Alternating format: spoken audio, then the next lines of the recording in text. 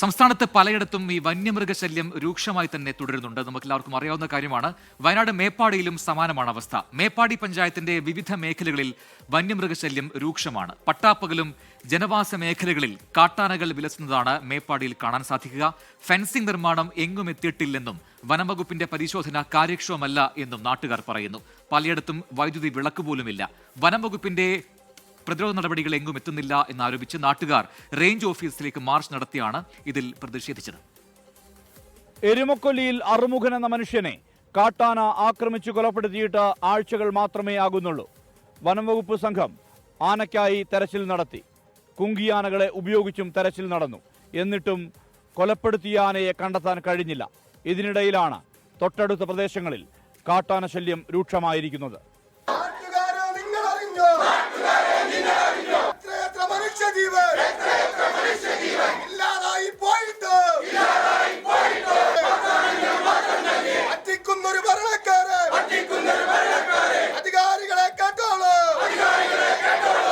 ഈ പ്രതിഷേധ കാരണത്തിന്റെ ദൃശ്യങ്ങൾ ഇതാണ്.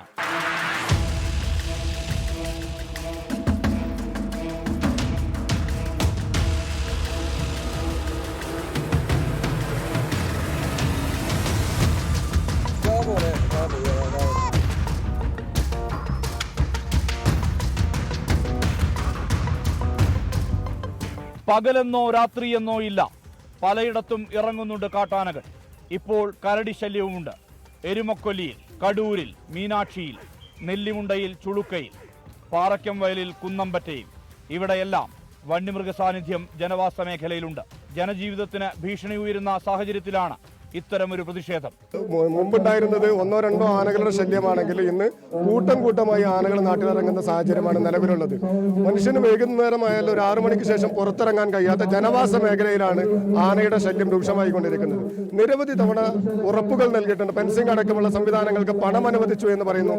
അതിന്റെ ടെൻഡർ നടപടികൾ പൂർത്തീകരിച്ചു എന്ന് പറയുന്നു. ടെൻഡർ നടപടി പൂർത്തീകരിച്ച് 2.5 വർഷം പിന്നിടുമ്പോഴും ഫെൻസിംഗിന് ആവശ്യമായ ഒരു ഇടപെടലും നടത്താൻ ഇവിടെ ആർക്കും കഴിയുന്നില്ല. ഫെൻസിംഗ് നിർമ്മാണം എങ്ങും എത്തിയിട്ടില്ല. വനം വകുപ്പിന്റെ പരിശോധന കാര്യക്ഷമമല്ല. വൈദ്യുതി വിളക്കുകൾ പോലും പലയിടത്തുമില്ല. അങ്ങനെ ആരോപണങ്ങൾ അനവധിയായി ഉന്നയിക്കുന്നുണ്ട് നാട്ടുകാർ.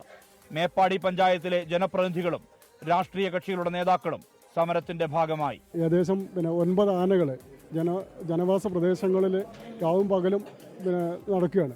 അതുകൊണ്ട് തന്നെ കൊച്ചു കുട്ടികളടക്കമുള്ളവർക്ക് ആ പ്രദേശത്ത് പുറത്തോട്ട് ഇറങ്ങാൻ പറ്റാത്തൊരു സാഹചര്യമുണ്ട്. ഇപ്പോൾ നമുക്കറിയാം, നമ്മളെ ഈ 10 വർഷത്തിനിടയ്ക്ക് ആനയുടെ ആക്രമണം മൂലം 8 പേരാണ് മരണപ്പെട്ടിട്ടുള്ളത്.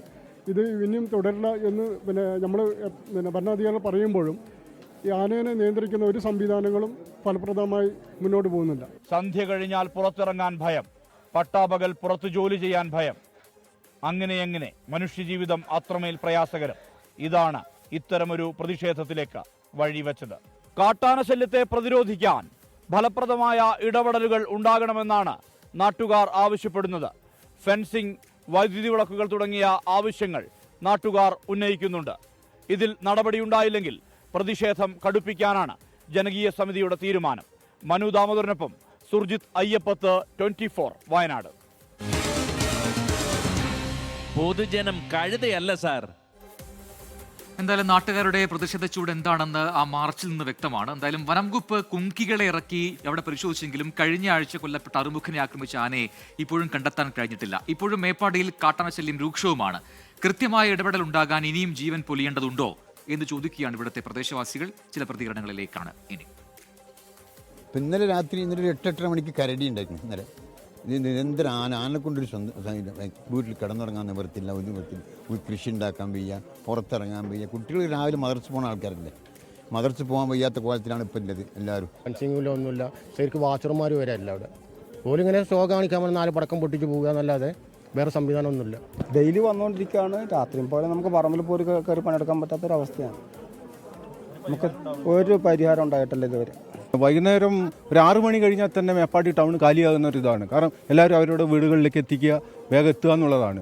ഇതിനകത്ത് ഫോറസ്റ്റുകാർ ഒരു ഇൻസിഡൻറ്റ് ഉണ്ടായാൽ പോലും അവരെ വിളിച്ചു കഴിഞ്ഞാൽ 1 മണിക്കൂർ 1.5 മണിക്കൂർ കഴിഞ്ഞിട്ടാണ് ഫോറസ്റ്റുകാർ ഇവിടെ എത്തിപ്പെടുന്നത്. എൻ്റെ വീടിൻ്റെ 3-4 ദിവസം മുന്നെയാണ് എൻ്റെ വീടിൻ്റെ അവിടെ വന്ന് എൻ്റെ വീട്ടിലേക്ക് കയറുന്നിടത്തൊരു പ്ലാവുണ്ട്, അതിൽ നിന്ന് ചക്ക കൊടുത്ത് ഒരു 1:30 മണിക്ക്, രാത്രി 1:30 മണിക്ക് വീട്ടിൽ നിന്ന് അപ്പുറത്തുനിന്ന് വിളിച്ചു പറഞ്ഞ ആന വരുന്നുണ്ട്. അങ്ങനെ എൻ്റെ ഉറക്ക് കഴിച്ച് ഞാൻ കാത്തുനിന്ന് ഒച്ചപ്പാടും, ഞാൻ ഒറ്റയ്ക്കുള്ളിരുന്നു വീട്ടിൽ. അപ്പോൾ വിളിച്ച് ഒച്ചപ്പാടൊക്കെ ഉണ്ടാക്കി പിടക്കെടുത്ത് പൊട്ടിപ്പിച്ചപ്പോകിന് താഴെ ഇറങ്ങി നാണുവട്ടൻ എന്നൊരാളെ പിന്നെ തോട്ടത്തിലേക്ക് ഇറങ്ങിപ്പോയി.